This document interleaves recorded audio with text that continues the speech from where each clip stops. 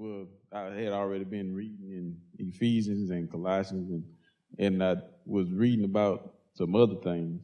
I just happened to keep on reading in Ephesians 4:4. There's one body and one spirit, even as you are called in one hope of your calling. That started me off, and I kept reading, and I got to Ephesians 5:22. Wives, submit yourself to your own husbands as unto the Lord. And I just realized that a lot of people are striving to do things and be things. And I've been with my wife for over 22 years, and we've been married almost 20. It's amazing to me because a lot of people didn't really think that two people that got married as young as us would make it this long. But the whole fact of the matter is, when we started dating, actually, I was asked by my cousin Jacqueline, do you see yourself marrying this girl? And I don't know if I ever told Luella that, but I told her, I said, to tell you the truth, I think so, yeah. But I told Luella when we first started dating, I said, okay, if we're going to be serious, you're going to have to start going to church with me. She said, church? So I said, yeah, church. So basically, she started coming to Agape Word Church. Then stopped going to church with her mom on Sunday morning. I would leave early Sunday morning, go pick her up, bring her to church with me. And that's how we started off this relationship. I mean, we might have been 4 months in, and she was the first girl I ever brought to church. And that was one of the things that I think that just what started it off right. It got us to the point where we were both in the right mindset to be married, to be one and one. That's where it started. When we got together, first thing that Pastor ministered on was, I think it was coming up to Thanksgiving, and he was ministering on being thankful for what you got. And she was just getting into this. She's never been to a church like this. It was just amazing to me how she just kind of absorbed everything and started wanting to be part of it. I had a whole lot of things on my mind, but that's what really stuck with me the last few days, actually.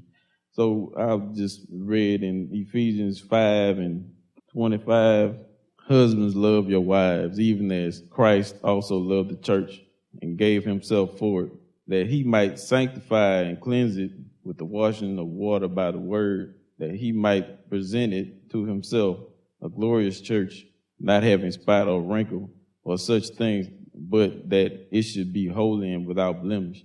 Well, that's how I try to treat my marriage. It's a struggle at times, just like it's been a struggle at times to serve the Lord in the way I'm supposed to. It's a struggle to be a perfect husband. I try to be perfect, but I would not be perfect because I am not God, but only in Christ. And I will be the best husband I can be, and I have the best wife. We together, we strive to be a great family. That's the key. That's been my key point from the get-go. When we first got married, it was a whole lot of, y'all too young and you haven't been together and God hasn't. Look, the day I met her, I didn't know it, but it was predestined that this would be my wife and we would be together. And the day when she agreed to come to church with me, that's when I knew. Put a stamp on her, she's going to stay with me forever. What church? Really?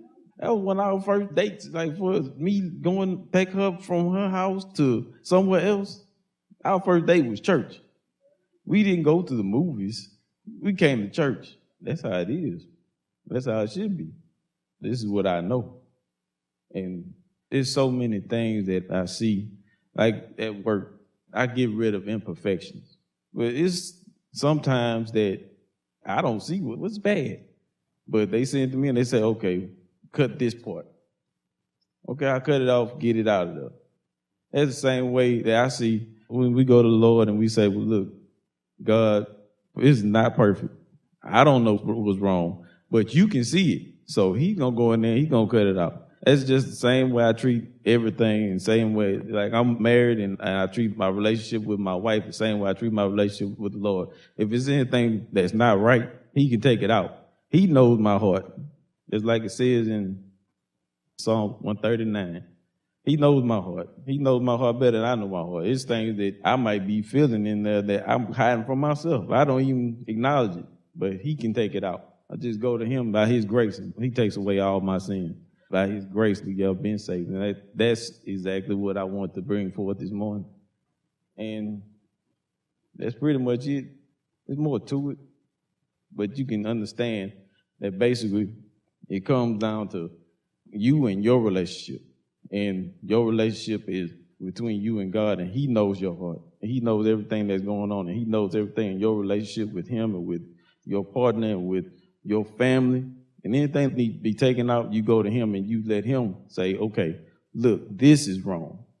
You need to deal with that. You go to him and he can tell you what you have wrong. Because no matter how hard we try, we cannot be perfect. Only in him. Only by his grace can we be perfect in him and only in him, not in ourselves.